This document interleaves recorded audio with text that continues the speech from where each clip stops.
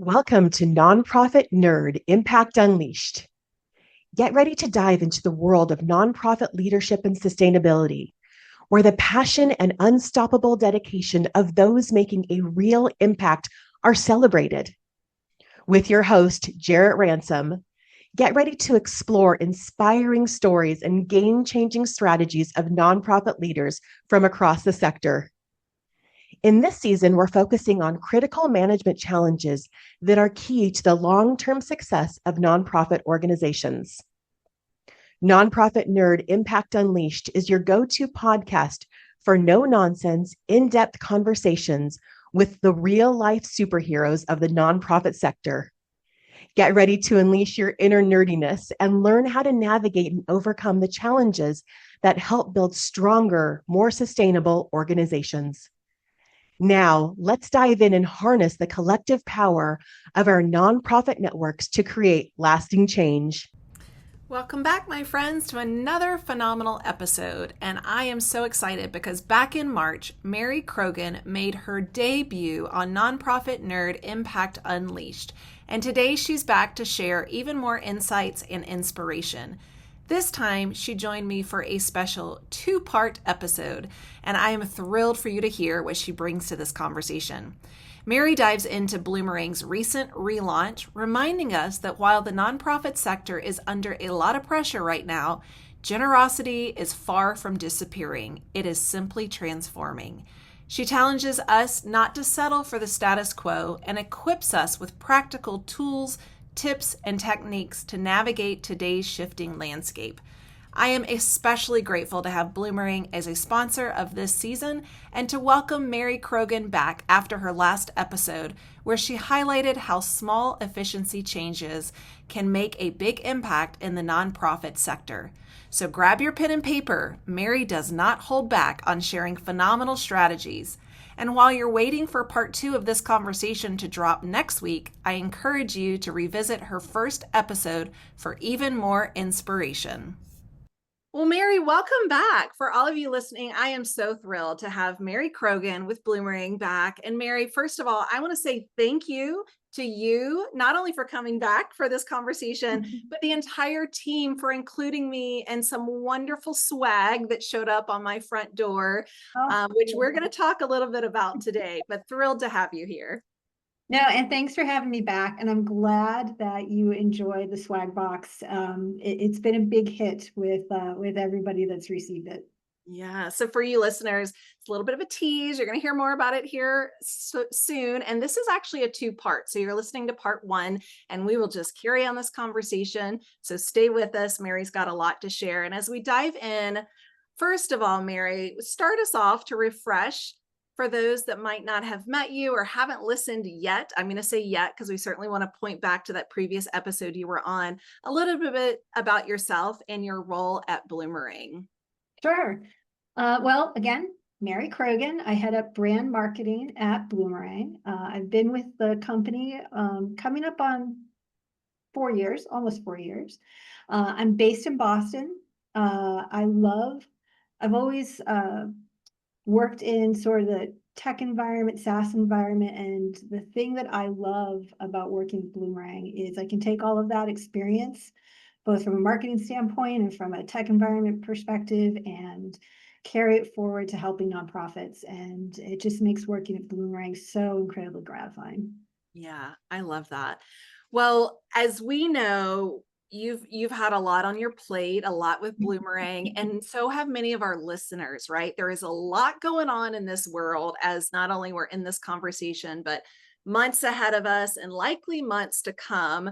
And many of our nonprofit leaders are feeling immense pressure, right? From funding freezes or even rising demand of what's going on for these critical missions that so many of us play a part of. What do you say to leaders right now that are feeling the pressure, who feel like, I don't know, is generosity declining? I mean, that's kind of the buzz on the street and kind of in the reports we're seeing. Yeah, it's really easy to feel that immense pressure that you talked about and believe that your organization, your mission is under attack, due to the federal funding freeze and fears of government pullbacks and everything else that we see going on. However, it's a myth that generosity is declining. The reality is generosity is alive and well. It's transforming. It's not disappearing. And individuals are ready and willing to support the causes that they care about. Giving USA, their 2024 report, they showed that total donations grew from the previous year. I think it reached like $592 billion in 2024. And that individual giving accounted for 66% of overall giving that year. And that actually rises to 74% when you factor in bequests, right? So this individual generosity and giving, it's growing. I think it was 8% or a little bit more than 8% in current dollars. So the dollars are there. The desire to give is there. The key is to shift the mindset and how you're approaching your fundraising strategies. I appreciate so much the language you're using and the transformation, and it sounds optimistic. And, the reality is we can crunch numbers so many different ways and tell stories in so many different versions. And I really do think, we are jumping like straight into a very deep conversation, and it's one that I know our listeners are ready for, right? Like we see it on LinkedIn, we see it in our webinars that are being held across the nation. And I really appreciate, now this is where we get to the rebrand, because Bloomerang's rebrand, it emphasizes this abundance, right? And it really does talk from an optimistic standpoint. So like how does this connect, right, with the optimistic view of the funding landscape that you just so eloquently referred to? Yeah, let me just touch on the relaunch for a second. I think we all realize that nonprofits are the heartbeat of change, right? They take these big, bold visions of what a better world can look like, and they turn it into something real and tangible. So, for us at Bloomerang, we've always known that their ambition isn't something to tone down. It's something to actually celebrate. So, we asked ourselves, does our brand reflect that vibrancy, that optimism, that ambition that is so prevalent in the sector and that we're here to serve? And the question led us to this relaunch. We wanted a brighter, bolder Bloomerang that, is built to match that energy and excellence in the nonprofits that we serve. So it's important to note too that the relaunch wasn't just about a new coat of paint. Yes, we've introduced and updated the logo, and we have this bold, vibrant colors that we're really excited about, but it's really a recommitment and a declaration, if you will, that abundance is not a fantasy. It's really, in fact, a strategy, and that nonprofits aren't defined by what they lack, but they should be defined by how boldly they lead. So we wanted every part of Bloomerang and our identity, the colors, our voice, our visuals, to reflect all of that. And the result is the new look and feel that is still, I think, unmistakably us, but more aligned than ever with who we serve and what we believe. And you're right, we are optimistic.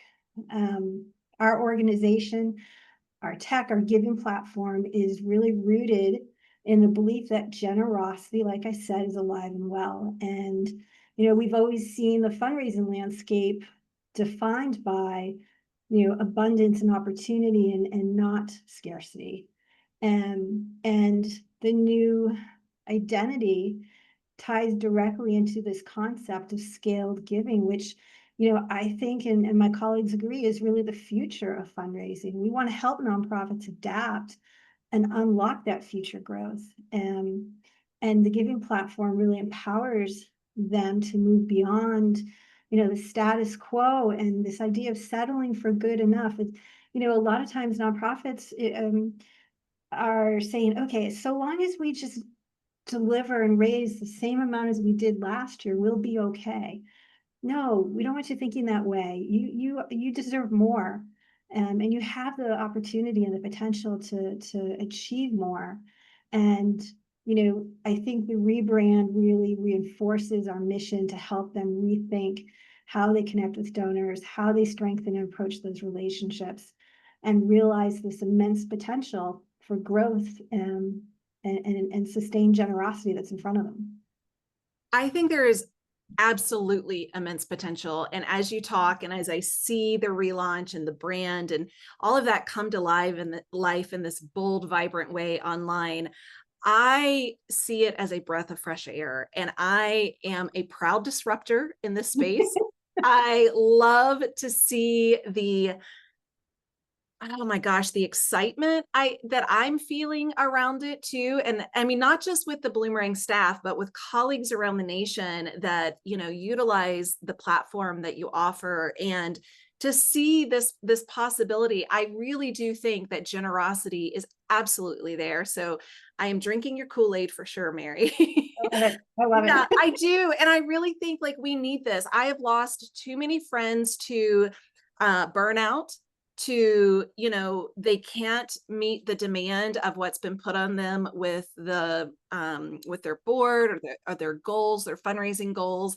And so many very talented professional fundraisers have left this field, and it makes me so very sad, right?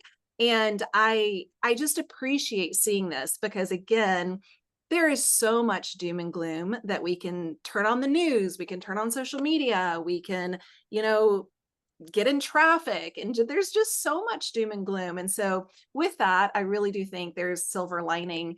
So I want to ask you for some practicality here, right? And I guess this is also me saying, like, how do we save our peers that are thinking of jumping ship and leaving the sector?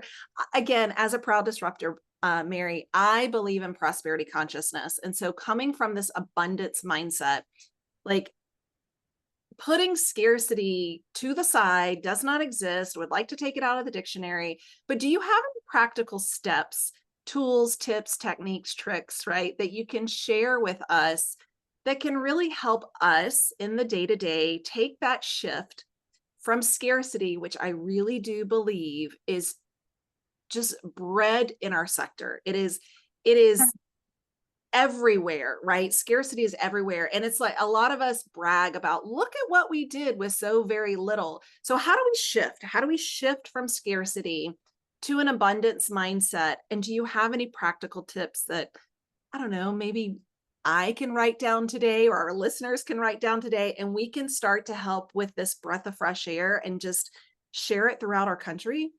For sure. No, absolutely. I've been looking forward to having this conversation with you, Jarrett. I think that, there's some very specific things organizations and their leadership can do to start to make this shift. I think the first is, how many nonprofits actually set a growth goal at the start of the year? Not a lot of them. Really need to take a step back and think about their mission and set bold, mission-driven goals for growth. They encourage you to let your mission, not your budget or your limitations, kind of guide that ambition. Fundraising and your strategy should reflect where you want to go, not just what you can afford to do today. Don't settle for the status quo. And I know it's hard. I know it's challenging. It's important, though, as an executive director or a development director, to try to carve out the time and step away from the day-to-day, get out of the weeds, and think about your strategy. And really look at the last 12 months and evaluate through the lens of what we at Bloomerang do, and that's a stop, start, continue filter. And well, what does that mean, Mary? Well, it means take a look at all the things that you've been doing. Where are you and your team investing your time, talent, and resources? And what has worked?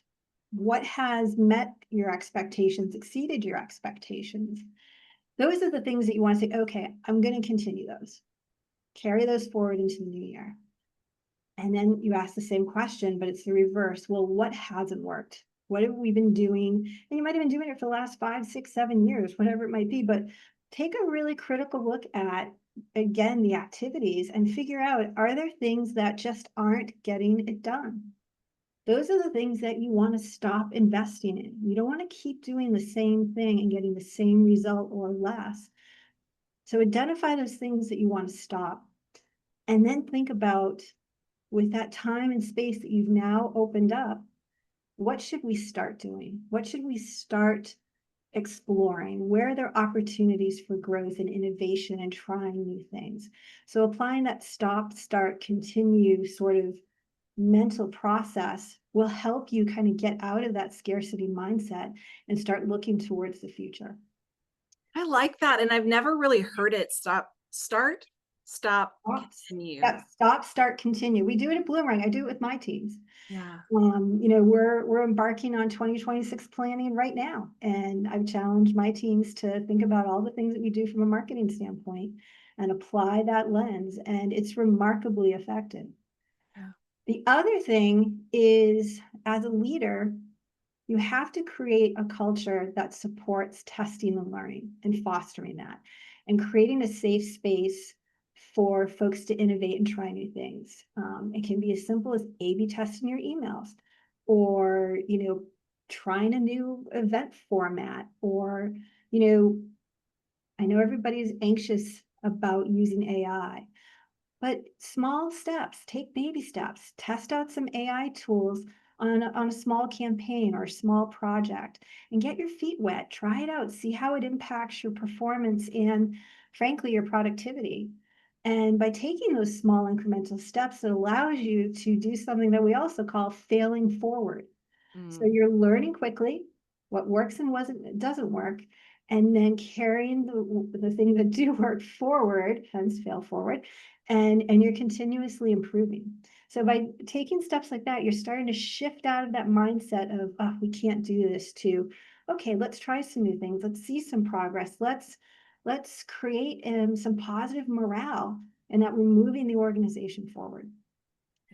Another thing, and every nonprofit that's probably listening is like, yeah, we know.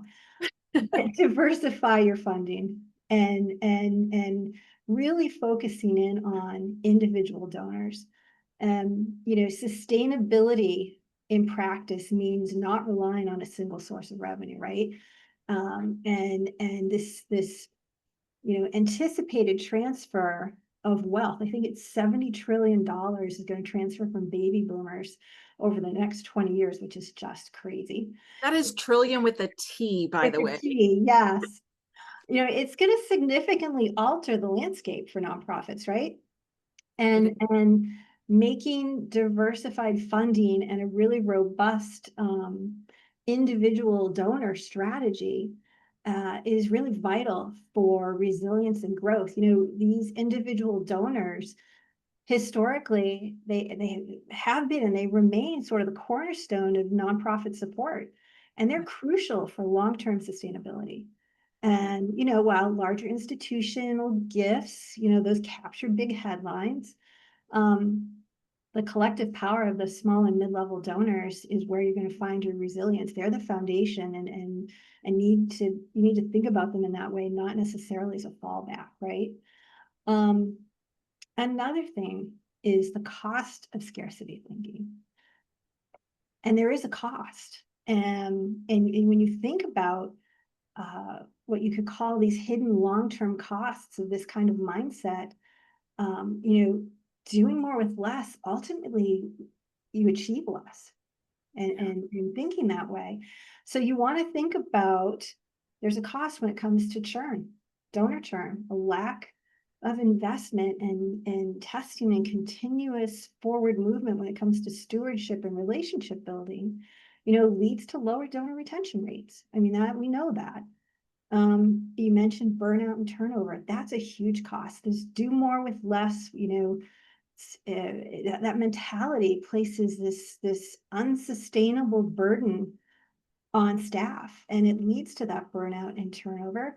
and there's cost associated with it, and, you know, recruiting new people, training them, all the institutional knowledge that goes out the door with them. And there's erosion of that culture I was talking about when you have this burnout environment and that kind of turnover. And then, you know, the third cost that is kind of front of mind is the what we call missed opportunity. Um, that scarcity mindset creates a real focus on survival. And I don't want to diminish that or downplay that. I know there are nonprofits that, you know, they are just trying to survive, but continuous focus on that and not thinking about growth, your organization's going to miss out on opportunities for, you know, innovation and new programs and connecting more deeply with your donors in your community. And it really prevents you from seeing that bigger picture and investing in initiatives that, you know, could really have a positive impact and help you scale your impact. You know, it ultimately leads to, you know, stagnant growth, the status quo, and, you know, failure to kind of reach your full potential. And I think lastly, I would say lean in and don't pull back. That's natural. When you're in survival mode, when you're just trying to figure out how to get by, you start to turn inward. Donors can sense when an organization is shrinking in on itself. You want to use messaging that really emphasize, you know, the shared purpose you have with donors, the impact you're making, positive, optimistic narratives. And don't be afraid to make the ask. You know, there's data that shows that nonprofits that had really timely appeals during the early days of the pandemic, they saw a 30% increase in giving. And those Wow. that didn't and kind of sat on the sidelines and pulled back, they saw declines of up to 20%. So lean in, don't pull back. Wow. That That's was a a lot. big, I yeah. just threw a lot out there. You did, but I appreciate it. I'm really like, I'm taking it all in and all fantastic practical tips and steps. And I'm really curious, is there a calculator for this scarcity like equation, right? Like how do we put this? Interesting idea, Jarrett. I got to take that back to my team. We're going to have to Please do. Yeah, I'm really curious because, you know, I think it's perpetuated in the industry, the board, the team, antiquated ways of which nonprofits have been viewed for decades upon decades. And again, the disruptive lens in me, like I see this differently. I see that with education comes so much more generosity, opportunity, possibility. You mentioned individuals, and I really want to call that out, Mary, because I agree with you that individuals. And let me go back. When I started my career, I was working with an organization. It was $21 million operating budget, largely government funded. 2007, 8, 9 happened, right? That economic crisis, and we were not diversified enough. And that was a budget that I inherited. That was a revenue stream that I inherited. But boy, howdy, did I learn. I'm sure you did. That's a Never, lot. ever, ever let an organization that I am working with to be so dependent on that. And so as we look at the donor landscape, donors, especially younger and these mid-level supporters right now, Mary, they're changing how they're giving. I see, regardless of where we stand in the political divide, the social divide, I mean, the divide that is happening right now, people are activated, and they're activated to take action, to do something. And often that means giving, right? Giving of their time, giving of their resources, giving of dollars in so many ways in which we haven't seen before. So we're seeing this change in giving take place right now, right?